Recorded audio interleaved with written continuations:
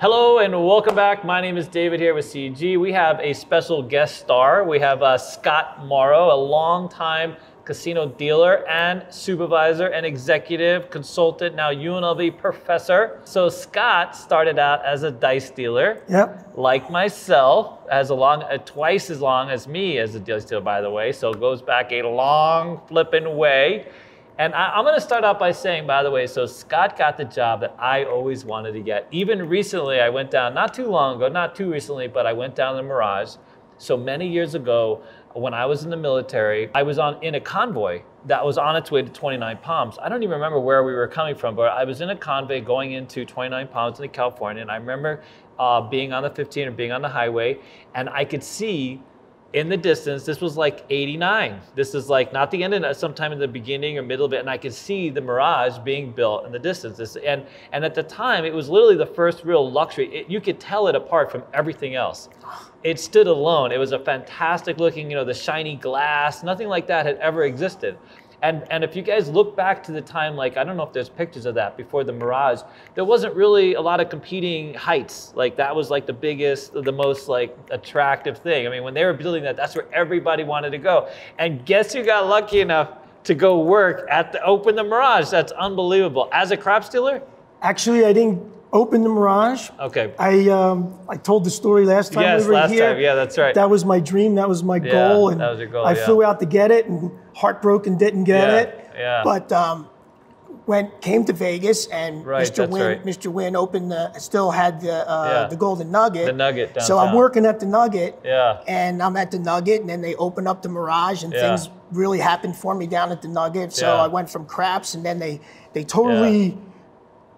They took all the Baccarat dealers. They pretty much took every dealer out of there that had longevity, and to open up the Mirage. And I quickly learned that the quickest route to the Mirage was through the Baccarat room. Baccarat, wow. So I had an audition to get into the Baccarat room at the Golden Nugget, and they actually said go downstairs and put on a tux, and they made an arrangement for me to come in and audition, and I really went after it, and I nailed the audition, and I was dealing pretty much exclusively Baccarat then at the Golden Nugget until I got the big phone call. They opened the Mirage, I think it was November 22nd, 1989. Oh, I remember. And I got my big phone call from Frank Tadre in March. Wow.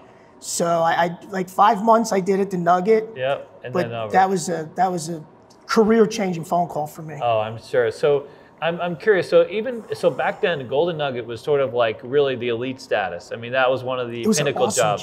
Yeah, great job, a lot of money. Even today, a lot of old school classic Vegas. So a lot of old school players still go, great vibe. Over the years, it's amazing. I've known quite a few people who worked at Nugget, and everyone says it's like a very, I've never heard a negative thing from a dealer. Yeah. A lot of people go to other jobs and they get some negative, that's like, there's negative things, but it's always been run sort of like a family. People have been there forever. People have been there for 20 years or longer. Yeah. The action is still pretty intense, a lot of action, a lot of tables. So I'm just curious, when the Mirage opened, when you first went to, what kind of action did you deal any dice? Yeah. Any craps? What kind of action? Were there $5 tables? Is that the big table there, or was it $25? No, much bigger. Yeah. During the day it was $10, but usually, and I was on this really awesome crew. The guys that were on the crew, I'm still friends with till today. And, when you come through the atrium at the Mirage, you walk right into the casino, and that was the first table you saw. So, man, we very rarely had shade. I mean, we were busy all the time, nonstop. But I got a chance to deal $1 million crap game there. Oh, I bet you did. I was dealing a bird game back then, my friend. 25 cents.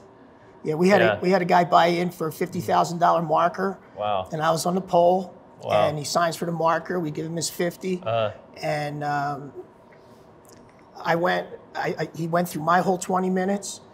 And I went on the base, on the opposite side base. Unfortunately, I didn't get a chance to deal the money. And we didn't rotate all the way around. Yeah, you went on the same. Rio is the same. A lot of high-level places, they keep you on the same base. Yeah, because at that 40 minutes, you get a chance to interact with the guest and really break them down. So. That's it. And manage the money and stay on top of the action. You weren't sort of rotating constantly. You know what I mean? So what was really cool about it was me and Bobby Russell, he was like the captain of the crew. Okay. One of the best crap dealers I've ever been around. He's Very good. Still active today. He's still at the dealing? Bellagio. Yeah. Wow. Well, he's got one foot in, one foot out. Yeah. He's playing the semi-retire game. But anyway, it was our birthday on the same day. Yeah. And the box man, the floor man, Mr. Hinkle, was his birthday on the 4th. So the box girl, Chewy, brings in this beautiful birthday cake. Happy birthday, Bobby, Scott, blah, blah, blah. So there's a cake in the pit, which really isn't. Yeah, it's not kind of weird. Really isn't a recommended thing. Yeah, anyway, right. So the long story short is, I served him the dice. I go on break. He's still shooting the same hand. Wow. From the original, give me my marker, first bet. Yeah, right. Okay, and his first bet was 5,000. Wow. Wow. Okay, his first bet was 5,000. Wow. Okay, Wow. So. And with 3, 4, 5. Yeah, 3, 4, 5 odds, even back then? 3, 4, 5 odds, right? Wow. So I go on break and I come back. And when I tell you, David, there were white chips all the way around. And I'm like, holy cow, every big suit in the company was in the pit. So what were the white chips represent? 5,000. 5,000? Okay, good, Okay, so I get on the pole. Yeah. And about 15 minutes into that, he finally sevens out. Wow. 1.2 million. Oh my God, one guy. 1.2 million. His own hand, his own table? His own table. His own table. Wow. But as soon as he bought in for that and it got crazy, we backed everybody else off. Yeah. You know what I mean? We didn't want no hands down at the other side. But, and our floor man was super old school. Oh, really? Super old school. Wow. And I love the guy. I mean, he's a super sweetheart guy. Yeah. But I mean, he was really taking it personal. Wow. He takes, just sweating every dollar. Halfway through the thing, he takes the cake and throws it in the trash. Oh no. Oh no. Oh God. He takes the cake and throws it in. Dude. So I mean, this hand just kept going and going and going and going. I mean, he's 35,000 off and on every time. Wow. You know, bases loaded, same thing. Wow. I mean, it so was. So he had $25,000 place bets? No, he was betting come bets. Oh, just all come bets. Yeah, 35,000. Yeah, max odds. Every time it's off and on 30. So, I mean, actually, guys, it was pretty easy to deal once you got over the. Once you got over, the initial. I got to cut out 35,000 every time. Every time. Yeah. But I mean, the guys that were on that side, Bobby and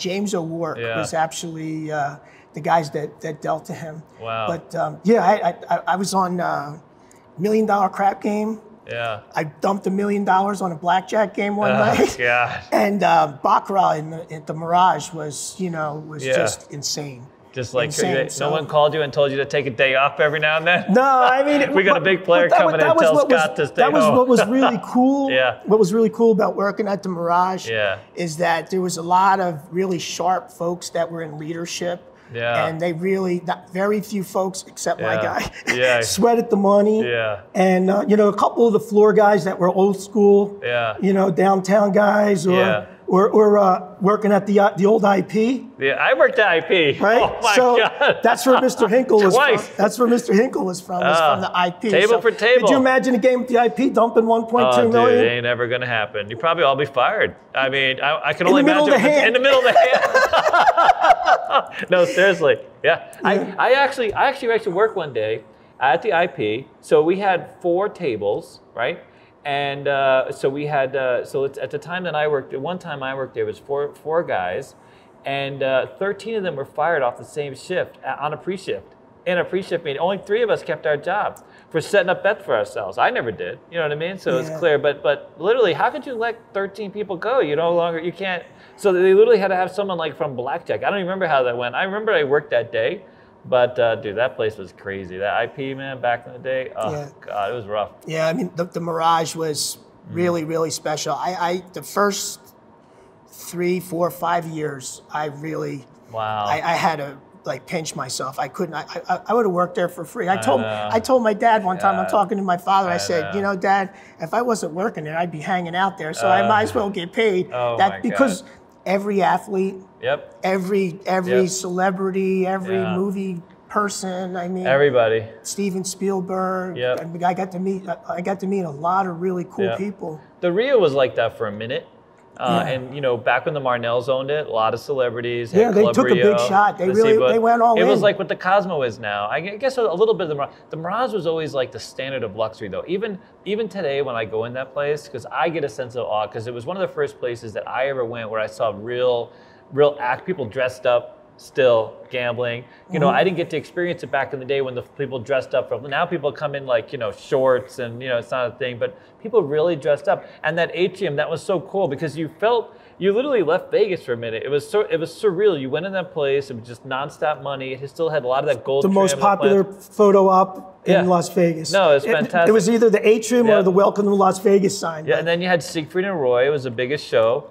Sold out every night. All the time. 2 shows a night. Yeah. So I went to one Siegfried and Roy show. I had a friend of mine who was a big dice player. We got comps to Siegfried and Roy.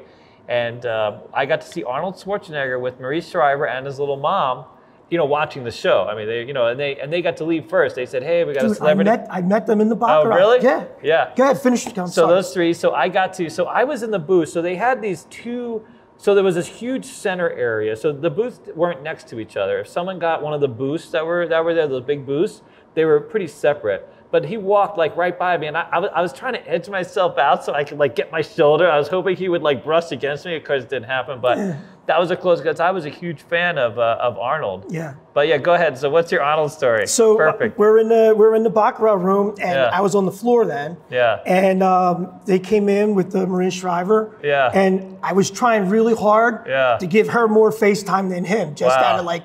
Because she was doing Good Morning America or something like that. She had a major job. Yeah, no, she was big. A Kennedy, and she was a news anchor. And she was in action. Yeah. And so, you know what? That could have been the same day I was there. See, that's what I'm trying to say. Is like probably the same thing. And he was with there was his mother. And we know what the funny thing was is like his mother is like really short, and you know because he's like 6 foot something, and the mother was like not 6 foot. She was actually very short. And when she got off the booth, I was trying to see what she looked like, and she was so short I couldn't see her anymore. Because it was a step down kind of thing, and she got lost. Like I'm assuming that she was there at Marie.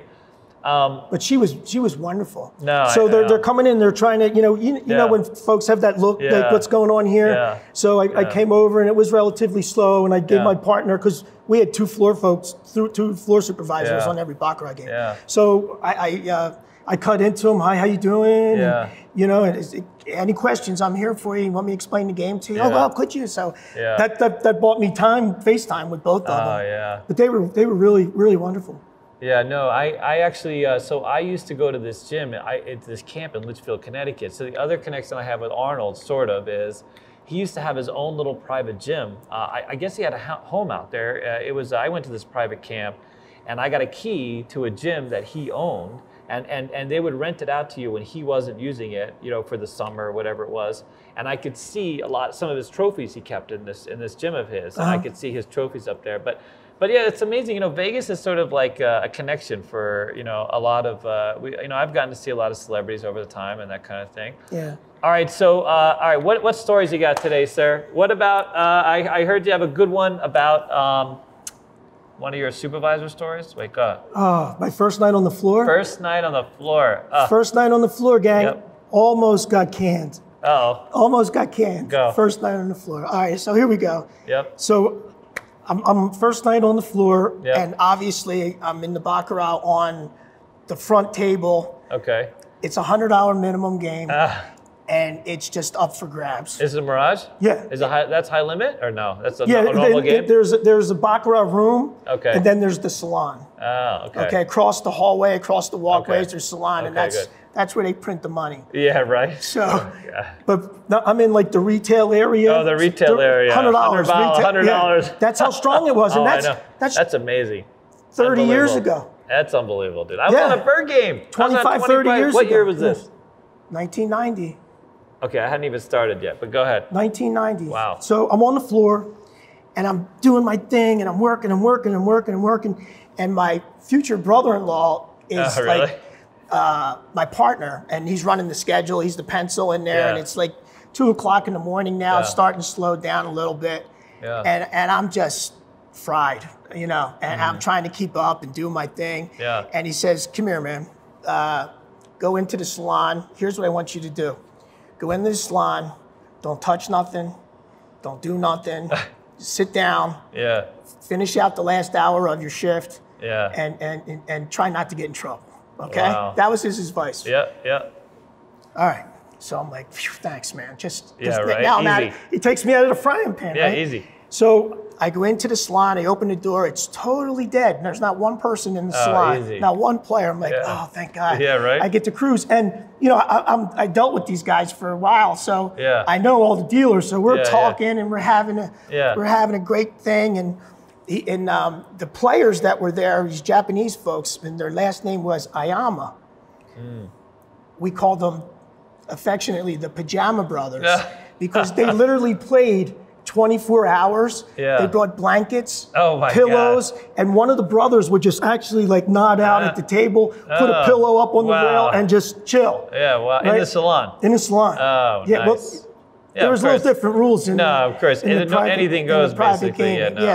So I get in there, and I take out the guy who had their game, and he goes, paperwork's over here. He hands me the paperwork. He says, this is for the Ayama, for the Pajama Brothers. Pajama Brothers. So you got to understand, gang. I never knew their last name. All I knew was the Pajama Brothers, right? Oh, God. So there's a fireplace behind the table. So I'm sitting down at the game, and I'm talking with my really dear friend. He's on the pole. His name's Duke Molnar. Yeah. And he's actually the owner of Freakling Brothers. They do all those Halloween shows for the last 100 years here in town. Right. So I'm talking baseball with Duke, and this is right before Treasure Island's about to open. Okay.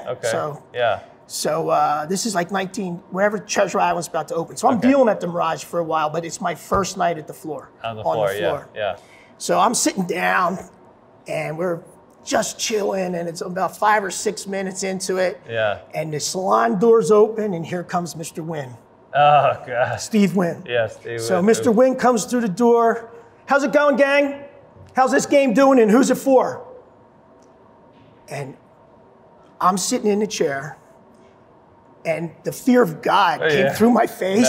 One of those deals. And my buddy Duke, who's on the pole, he's sitting down on the pole, right? Yeah. And he looks at me, and he's like, this guy's in trouble. I got to save him. Yeah. So Duke, before he was a Baccarat dealer, I told you before, like a lot of my friends that dealt Baccarat were show people. Oh. So he was one of the only straight dancers in the show, in the Lido, right? Yeah. So he's just an amazing guy.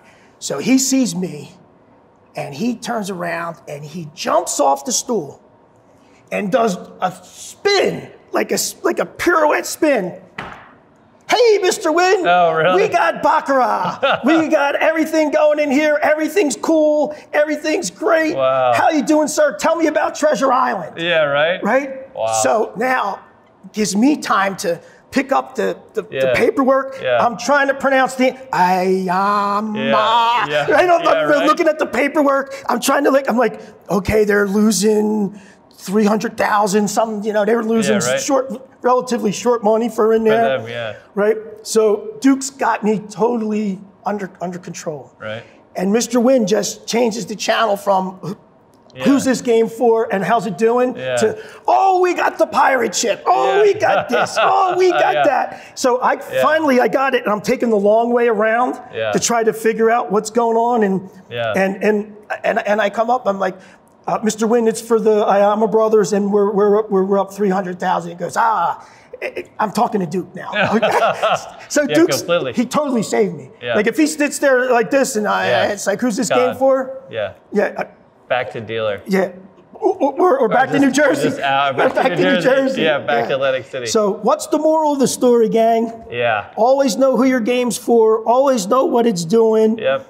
And always be prepared to talk to the boss when he walks through the door. Dude, I've heard some amazing stories. So, this thing with Steve Wynn, first of all... My heart's racing just telling you this story. I can't wait to have enough money to play in my pajamas, I'm just saying, because that would be fantastic. I can't wait. Just walk into How's High that for Limit. the nickname? I know, that's awesome. That's fantastic. Because you know that there's like the whole different rules for these high limit, like at the mansion, you know people are playing in their pajamas at the mansion all day long, like all day long. They're coming in their bunny slippers. They could care what they look like. They come down the private elevator, never have to go into public. They got their own private cage. And their own private game, everything. Yeah, we have private a picture. Game, private cage. It's awesome. I mean, I got a chance to stay at the mansion. I can't wait to just, please, for love of God, can we get some more subs over here? Come on. Anyway, so the other thing with Wynn, you know what's interesting? I have heard, can we talk about Steve Wynn for a second? Because I know he's taken. I could talk about Steve Wynn all forever. day. Yeah, I'm really disappointed the way things kind of turned out. Yeah, I mean, he had his face on the gaming Mount Rushmore. Yeah, no, really. You know, no doubt about it. He changed the landscape of Vegas. If it wasn't for his vision, you know, Vegas wouldn't be. Now, I get it, like, you know, and I have a friend of mine that I knew many years ago, and she was a cocktail waitress at the Nugget, and she was, you know, beautiful girl back in the day, and she worked for Wynn, and Wynn was very specific about service and cocktail waitresses back then, and she told me of the parties that he would have. Now, she was a willing participant, no takeaway. She had a lot of fun hanging out with Mr. Wynn, and no takeaway, and that was her choice, right? And I guess that not everybody, you know, made the same choice. I don't know about that. She doesn't know about that. We never talked.